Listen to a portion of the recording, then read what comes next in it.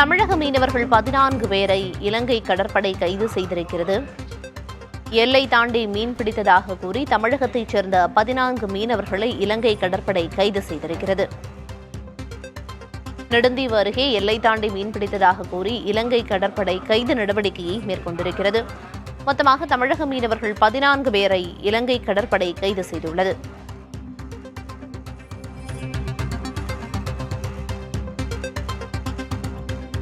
எல்லை தாண்டி மீன் பிடித்ததாக கூறி தமிழக மீனவர்களை இலங்கை கடற்படை கைது செய்திருக்கிறது. மொத்தமாக தமிழகத்தைச் சேர்ந்த 14 மீனவர்கள் கைது செய்யப்பட்டுள்ளனர். நெடுந்தீவு அருகே எல்லை தாண்டி மீன் பிடித்ததாக காரணம் கூறி இலங்கை கடற்படையினர் கைது நடவடிக்கையில் ஈடுபட்டுள்ளனர். கைதாக தமிழக மீனவர்களை காங்கேசன் துறைமுகத்திற்கு அழைத்துச் செல்லப்பட்டுள்ளனர்.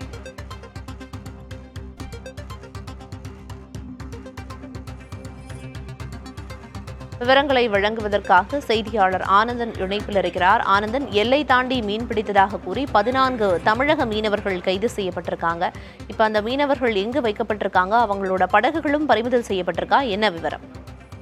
பிரியதர்ஷினி, இன்று காலை அதாவது சுமார் ஒரு 7 மணிலிருந்து 8 மணி வரைக்கும் புதுக்கோட்டை மாவட்டம் ஜெயதாப்பட்டினத்திலிருந்து ஒரு 150க்கும் மேற்பட்ட விசைப்படகுல மீன்பிடிக்க போயிருந்தாங்க.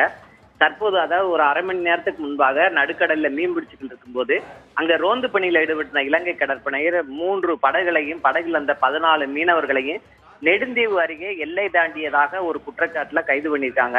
கைது செய்யப்பட்ட மீனவர்கள் அனைவருமே காங்கேசன் துறைமுக கடற்படை முகாமிற்கு சுமார் ஒரு 6 மணி அளவில் அழைச்சிட்டு இருக்கிறதா தகவல் கூறியிருக்காங்க பிரியதர்ஷினி.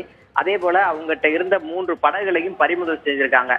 பறிமுதல் செய்யப்பட்ட படகையும் மீனவர்கள்ட்டையும் முதற்கட்ட விசாரணைக்கு அடுத்து நாளை யாழ்ப்பாணம் மீனவர் சங்கம் அதாவது யாழ்ப்பாணத்தில் உள்ள மீன்வளத்துறை அதிகாரியிடம் ஒப்படைக்க இருக்கிறதா தகவல் சொல்லியிருக்காங்க பிரியதர்ஷினி. தொடர்ந்து இலங்கை கடற்படையினரால தமிழக மீனவர்கள் கைது செய்யப்படும் நிகழ்வு அப்படிங்கறது அரங்கேறி வருது. மீனவர்கள் தரப்புல இருந்தும் பல்வேறு கோரிக்கைகள் அரசுக்கு வைக்கப்பட்டிருக்கு. அந்த கோரிக்கைகள் என்னென்ன அப்படிங்கறத பட்டியலிட முடியுமா ஆனந்தன்?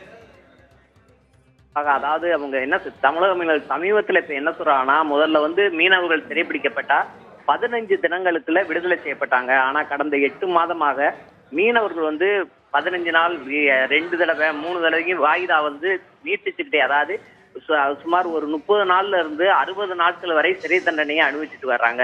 அதையுமே எங்களால தாங்கிக்கிற முடியலன்னு மத்திய அமைச்சர்களே நாங்க போய் நேரடியா சந்திச்சோம். வெளியுறவுத்துறை அமைச்சரையும் டெல்லியில போய் 2 முறை பார்த்தோம். ஆனாலும் எந்த தீர்வுமே ஏற்படல.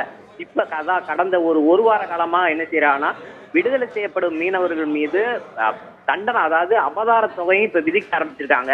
ஏன்னா ஏற்கனவே நாகப்பட்டினம் மீனவர்கள் ஒரு 11 பேருக்கு தலா 50,000 பணம் செலுத்தணும் அப்படின்னு சொல்லி நிபந்தனையோட தான் அந்த மீனவர்கள் 11 பேர் விடுதலை செய்யப்பட்டாங்க. அது மட்டும் இல்லாம அந்த 10 மீனவர்களை 6 மாசம் சிறை தண்டனையும் அது மட்டும் இல்லாம மேலும் 50,000 ரூபாய் அபதாரம் கட்டுச்சுறாங்க. ஆகவே இந்த தமிழக மீனவர்கள் கடல்லையே கால் வைக்க முடியாத ஒரு அபாயகரமான ஒரு சூழல் இருக்கு.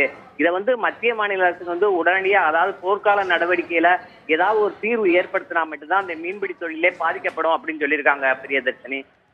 நிச்சயமா பல்வேறு கோரிக்கைகளை மீனவர்கள் தரப்புல இருந்து முன்வைக்கப்பட்டிருக்கு. தமிழக அரசுக்கும் சரி மத்திய அரசுக்கும் சரி விவரங்களை வழங்கியதற்கு நன்றி ஆனந்தன்.